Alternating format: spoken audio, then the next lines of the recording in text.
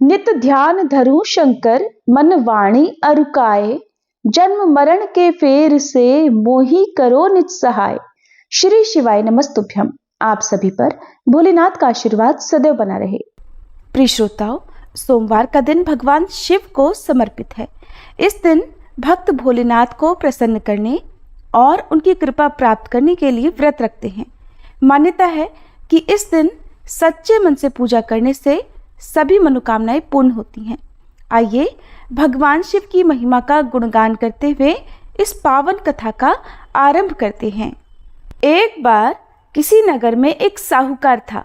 उसके घर में धन की कोई कमी नहीं थी, लेकिन कोई संतान न होने के कारण वह बड़ा दुखी था। संतान प्राप्ति के लिए वो हर सोमवार को व्रत रखता था और पूरी श्रद्धा के साथ शिव मंदिर जाकर भगवान शिव और माता पार्वती की पूजा किया करता था। उसकी भक्ति देखकर एक दिन माँ पार्वती प्रसन्न होकर भगवान शिव से साहूकार की मनोकामना पूर्ण करने का निवेदन करती हैं। पार्वती जी के आग्रह पर भगवान शिव ने कहा, हे देवी, इस संसार में हर प्राणी को उसके कर्मों का फल मिलता है और जिसके भाग्य में जो हो उसे भोगना ही पड़ता है। लेकिन पार्वती जी ने साहूकार की भक्ति देखकर उसकी मनोकामना पूर्ण करने की इच्छा व्यक्त की। माता पार्वती के आग्रह पर भगवान शिव ने साहूकार को पुत्र प्राप्ति का वरदान तो दिया, लेकिन उन्होंने बताया कि ये बालक केवल 12 वर्षों तक ही जीवित रहेगा। माता पार्वती और भगवान शिव की इस संवाद को साहूकार सुन रहा था, इसलिए उसे न तो इस बात की खुशी हुई और न ही कोई दुख, बल्कि वो पहले की तरह ही शिव जी की पूजा करता रहा। कुछ समय के बाद साहूकार की पत्नी ने एक पुत्र को जन्म दिया। जब वह बालक 11 वर्ष का हुआ तो उसे पढ़ने के लिए काशी भेज दिया गया। साहूकार ने पुत्र के मामा को बुलाकर उसे बहुत सारा धन देते हुए कहा कि तुम इस बालक को काशी विद्या पढ़ने के लिए लेकर जाओ। तुम लोग रास्ते में यज्ञ कराते जाना और ब्राह्मणों को भोजन दक्षिणा देते हुए जाना। दोनों मामा भांजे इसी तरह यज्ञ कराते और ब्राह्मणों को दान दक्षिणा देते काशी नगरी निकल पड़े। इस दौरान रात में एक नगर पड़ा जहां नगर के राजा की कन्या का विवाह था, लेकिन जिस राजकुमार से उसका विवाह होने वाला था वह एक आंख से काना था। राजकुमार के पिता ने अपने पुत्र के काना होने की बात को छुपाने के लिए सोचा, क्यों ना उस साहूकार के पुत्र को दूल्हा बनाकर राजकुमारी से विवाह करा दूं और विवाह के बाद इसको धन देकर विदा कर दूंगा और राजकुमारी को अपने नगर ले आऊंगा। लड़के को दूल्हे के वस्त्र पहनाकर राजकुमारी से विवाह करा दिया गया। साहूकार का पुत्र ईमानदार था, उसे ये बात सही नहीं लगी, इसलिए उसने अवसर पाकर राजकुमारी के दुपट्टे पर लिख दिया कि तुम्हारा विवाह तो मेरे साथ हुआ है, लेकिन जिस राजकुमार के संग तुम्हें भेजा जाएगा वो एक आंख से काना है। मैं तो काशी विद्या पढ़ने जा रहा हूँ। जब राजकुमारी ने चुन्नी पर लिखी बातें पढ़ी तो उसने अपने माता पिता को ये बात बताई। राजा ने अपनी पुत्री को विदा नहीं किया, फिर बारात वापस चली गई। दूसरी ओर साहूकार का पुत्र और उसका मामा काशी पहुंचे और वहां जाकर उन्होंने यज्ञ किया। जिस दिन साहूकार का पुत्र 12 वर्ष का हुआ उस दिन भी यज्ञ का आयोजन था। लड़के ने अपने मामा से कहा कि मेरी तबीयत कुछ ठीक नहीं है। मामा ने कहा, तुम अंदर जाकर आराम कर लो। भगवान शिव के वरदान अनुसार कुछ ही देर में उस बालक के प्राण निकल गए। मृत भांजे को देखकर उसके मामा ने विलाप करना शुरू कर दिया। संयोगवश उसी समय भगवान शिव और माता पार्वती उधर से जा रहे थे। पार्वती जी ने भोलेनाथ से कहा, स्वामी, मुझे इसके रोने का स्वर सहन नहीं हो रहा, आप कृपया इस व्यक्ति के कष्ट को अवश्य दूर कीजिए। जब भगवान शिव मृत बालक के समीप गए तो वह बोले कि ये उसी साहूकार का पुत्र है जिसे मैंने 12 वर्षों की आयु का वरदान दिया था। अब आज इसकी आयु पूरी हो चुकी है। लेकिन मातृभाव से विभोर माता पार्वती जी कहने लगी, हे महादेव, आप इस बालक को और आयु देने की कृपा करें, नहीं तो इसके वियोग में इसके माता पिता भी तड़प तड़प कर मर जाएंगे। माता पार्वती के पुनः आग्रह पर भगवान शिव ने उस लड़के को जीवित होने का वरदान दिया। शिव जी की कृपा से वह लड़का जीवित हो गया। शिक्षा पूरी करके लड़का मामा के साथ अपने नगर की ओर वापस चल पड़ा। दोनों चलते हुए उसी नगर में पहुंचे जहां उसका विवाह हुआ था। उस नगर में भी उन्होंने यज्ञ का आयोजन किया। उस लड़के के ससुर ने उसे पहचान लिया और महल में ले जाकर उसकी खूब आवभगत की और अपनी पुत्री को धूमधाम से विदा कर दिया। इधर साहूकार और उसकी पत्नी भूखे प्यासे रहकर अपने बेटे की प्रतीक्षा कर रहे थे। उन्होंने प्रण कर रखा था कि अगर उन्हें अपने बेटे की मृत्यु का समाचार मिला तो वो भी प्राण त्याग देंगे, परंतु अपने बेटे के जीवित होने का समाचार पाकर वे बेहद प्रसन्न हुए। उसी रात भगवान शिव ने साहूकार के स्वप्न में आकर कहा, हे श्रेष्ठी, मैंने तेरे सोमवार के व्रत करने और व्रत कथा सुनने से प्रसन्न होकर तेरे पुत्र को लंबी आयु प्रदान की है। इसी प्रकार जो कोई सोमवार व्रत करता है या कथा सुनता और पढ़ता है, उसके सभी दुख दूर होते हैं और सभी मनोकामनाएं पूर्ण होती हैं। एक बार भोलेनाथ और माता पार्वती जी मृत्युलोक में भ्रमण करने पधारे। दोनों विदर्भ देश में अमरावती नाम की सुंदर नगरी में जा पहुंचे। ये नगरी सभी प्रकार के सुखों से भरपूर थी। वहां बहुत सुंदर सुंदर शिव जी के मंदिर भी थे। भगवान शंकर देवी पार्वती जी के साथ उन्हीं में से एक मंदिर में निवास करने लगे। एक दिन माता पार्वती ने भोलेनाथ के साथ चौसर खेलने की इच्छा प्रकट की। भगवान शिव ने उनकी बात सुन ली और वे दोनों चौसर खेलने लगे। तभी मंदिर का पुजारी पूजा करने आया। माता पार्वती ने पुजारी से पूछा, पुजारी जी बताओ हम में से कौन जीतेगा? पुजारी जी ने कहा, महादेव ही जीतेंगे। थोड़ी ही देर बाद खेल समाप्त हुआ तो विजय देवी पार्वती जी की हुई। माता पार्वती ने पुजारी जी से पूछा, बताओ पुजारी जी हम में से विजय किसकी हुई? तब पुजारी जी ने महादेव को ही विजयी होने की बात बताई। ये सुनकर देवी पार्वती जी को पुजारी जी पर क्रोध आया और उन्हें कोढ़ी होने का श्राप दे दिया। कोढ़ से ग्रस्त पुजारी बहुत दुखी रहने लगे। एक दिन देवलोक की अप्सरा भगवान शिव की पूजा करने के लिए उस शिव मंदिर में आई। पुजारी जी की कोढ़ की अवस्था देखकर दया भाव से पूछताछ करने लगी। तब पुजारी जी ने सारी बात अप्सरा को बता दी। उनमें से एक अप्सरा बोली, आप सभी व्रतों में श्रेष्ठ 16 सोमवार के व्रत करो, इससे शिवजी प्रसन्न होंगे और वे तुम्हारे कष्ट अवश्य दूर करेंगे। पुजारी जी ने इस व्रत की विधि पूछी। तब अप्सराओं ने बताया, सोमवार के दिन व्रत रखो, स्वच्छ वस्त्र धारण करो, संध्या और उपासना के बाद आधा किलो गेहूं का आटा लेकर इसके 3 भाग करो। घी, गुड़, दीप, नैवेद्य, पुंगी फल, बेलपत्र, जनेऊ जोड़ा, चंदन, अक्षत और पुष्प आदि से प्रदोष काल में भगवान शंकर का पूजन करो। 3 भागों में से 1 भाग शिव जी को अर्पण करो, बाकी 2 को शिव जी के प्रसाद के रूप में उपस्थित जन को बांट दो, खुद भी प्रसाद ग्रहण करो। इस तरह 16 सोमवार व्रत करो।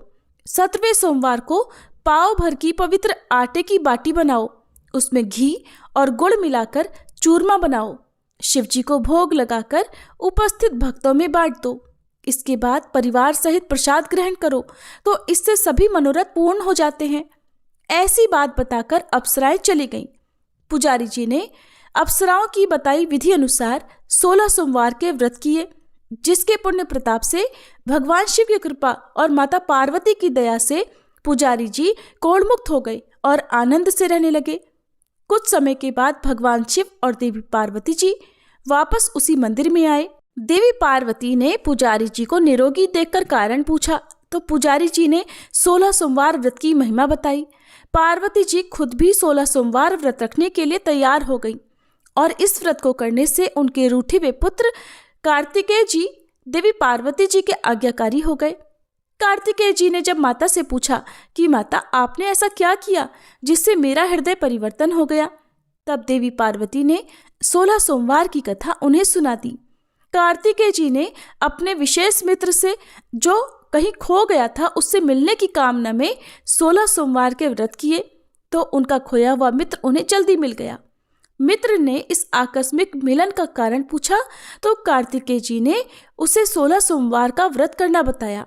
मित्र ने व्रत की विधि विधान पूछा और स्वयं के विवाह की मनोकामना से 16 सोमवार के व्रत धारण किए। इसके बाद कार्तिकेय जी का मित्र एक स्वयंवर सभा में गया तो वहां की राजकुमारी ने आकर्षित होकर उसके गले में वरमाला डाल दी और उसे अपना पति स्वीकार कर लिया।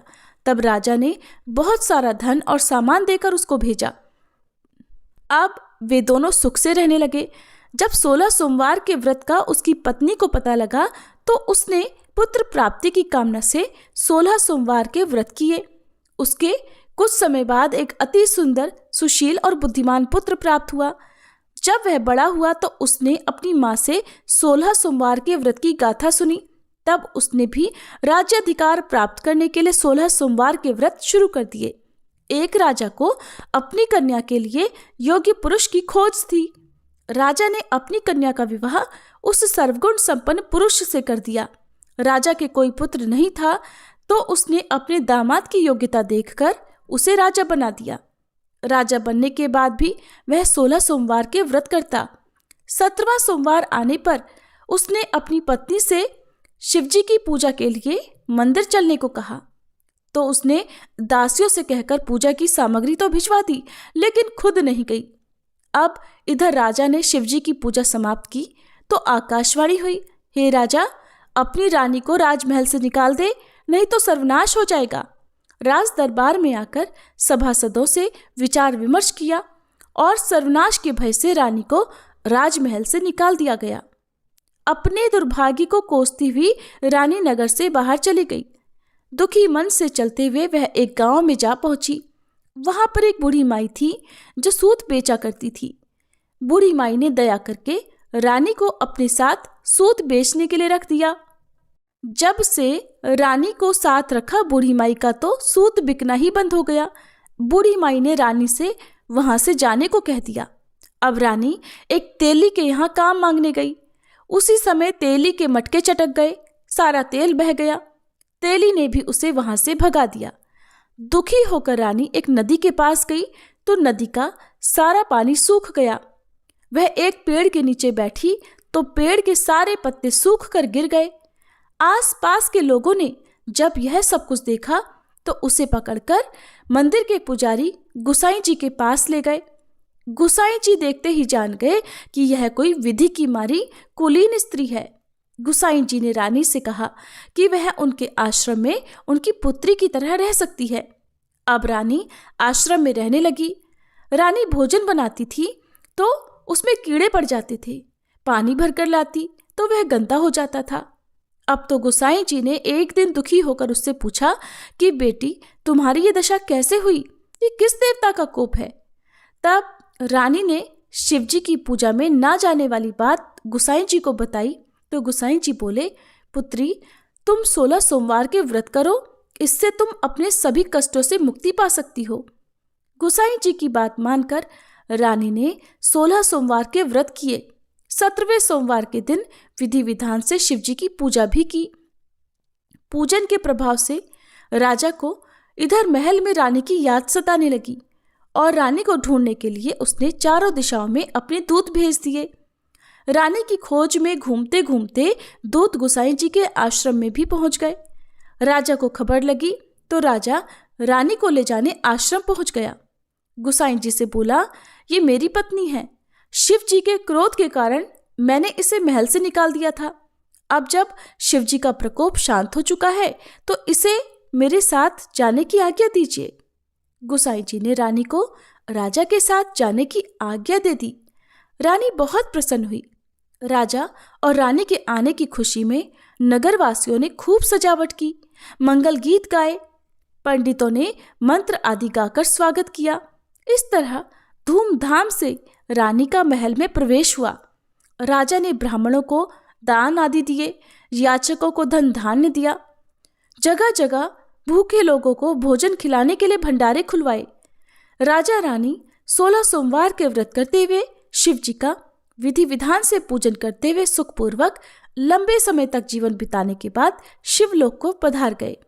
इस प्रकार जो भी मनुष्य मन, वचन और कर्म से भक्ति भाव से 16 सोमवार के व्रत और पूजन विधि विधान से करता है, कथा का श्रवण करता है, वह सभी सुखों को प्राप्त करके अंत में शिवलोक को गमन करता है और यह व्रत सभी मनोरथ पूर्ण करने वाला है। कथा समाप्त। प्रेम से बोलिए भोले शंकर भगवान की जय। ओम जय शिव ओमकारा, स्वामी जय शिव ओमकारा। ब्रह्मा विष्णु सदाशिव, ब्रह्मा विष्णु सदाशिव, अर्धांगी धारा। ओम जय शिव ओमकारा। एकानन चतुरानन पंचानन राजे, स्वामी पंचानन राजे। हंसासन गरुड़ासन वृषवाहन साजे। ओम जय शिव ओमकारा। दो भुज चारु चतुर्भुज, 10 भुज अति सोहे, स्वामी 10 भुज अति सोहे। त्रिगुण रूप निरखता, त्रिभुवन जन मोहे। ओम जय शिव ओमकारा। अक्षमाला वनमाला मुंडमाला धारी, स्वामी मुंडमाला धारी। चंदन मृग मद सोहे, भाले शशिधारी। ओम जय शिव ओमकारा। श्वेतांबर पीतांबर बाघांबर अंगे, स्वामी बाघांबर अंगे। सनकादिक गरुड़ादिक भूतादिक संगे। ओम जय शिव ओमकारा। कर के मध्य कमंडल चक्र त्रिशूलधारी, स्वामी चक्र त्रिशूलधारी। सुखकारी दुखहारी जग पालनकारी। ओम जय शिव ओमकारा। ब्रह्मा विष्णु सदाशिव जानत अविवेका, स्वामी जानत अविवेका। प्रणवाक्षर में शोभित ये तीनों एका। ओम जय शिव ओमकारा। त्रिगुण स्वामी जी की आरती जो कोई नर गावे, स्वामी जो कोई नर गावे। कहत शिवानंद स्वामी, रटत भोलानंद स्वामी, सुख संपत्ति पावे। ओम जय शिव ओमकारा। ओम जय शिव ओमकारा, स्वामी जय शिव ओमकारा। ब्रह्मा विष्णु सदाशिव अर्धांगी धारा। ओम जय शिव ओमकारा।